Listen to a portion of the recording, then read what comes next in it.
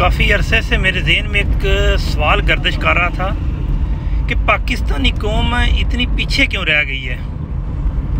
बहुत से इसके जवाबात हैं, बहुत ज़्यादा जवाबात हैं, लेकिन एक नतीजा जो मैंने हज़ किया है, जो कि हालिया टिक टाक हो गया, इससे रेलिवेंट मैंने जो सीखा है कि पाकिस्तानी कौम तमाशा देखने की शौकीन है। जैसा भी हो, पाकिस्तान का तमाशा हो, सियासत का तमाशा हो, जैसा भी हो। इसके अलावा आजकल ठुमके वाला तमाशा हो गया।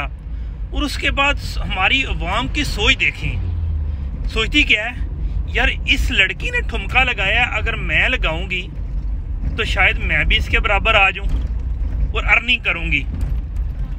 इन कुछ कौम को ये नहीं पता कि पहले हम कहते थे कंजरा कोल तो पैसा बड़ा होंदा है, लेकिन उन्होंने इज्जत नहीं होती।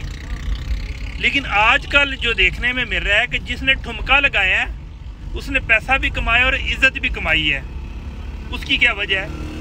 उसकी वजह ये है कि हम अपनी बेहयाई या बगैरती या कह लें या अपने वकार, अपने हलाकियात में इतने गिर चुके हैं कि अब जो सबसे ज़्यादा बेहया पर्सन है ना, जिस तरह महक मलक की बात कर लें, वो खुसरा, चलो ठीक है कि जनरेशन है, उसके बाद बात नहीं करनी चाहिए, लेकिन यह है कि महक मलक एक गाने पे, एक डांस पे 7-10 लाख रुपया किसी शादी पे फेंका जाता है।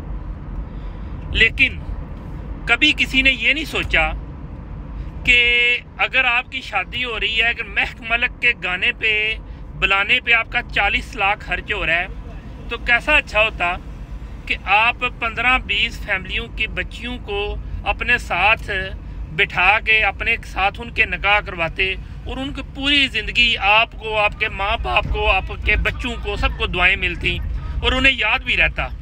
लेकिन महक मलक जैसे या जिस तरह के ये ठुमके लगाने वाले हैं, ये लोग पैसे लेके भूल जाते हैं जाने तक, क्योंकि उनको पता है कि बेशक इलाके का जागीरदार है, चौधरी है, उनके नज़दीक ये बंदा एक आम सा बंदा है कि चलो जी आया, हमने ठुमका लगाया और चले गए। उस जो गाने वाले ने या महक मलक ने इज्जत कमा ली, उनके ज़हन में हर बात बताएंगे कि हाँ भाई हमने महक मलक को बुलाया था, महक मलक साहिबा को बुलाया था। लेकिन उससे पूछो यार आप फलाने वडेरे के या चौधरी के डेरे पे, उन्हें कहा होंगे कितने। हमारी सोच इतनी गिर चुकी है कि इनकी शार्ट में ये बताऊं कि पाकिस्तान के जो इस वक्त जो हालात हैं उसकी ज़िम्मेदारी हमारी ये कौम गिरी हुई है, गिरी हुई कौम है।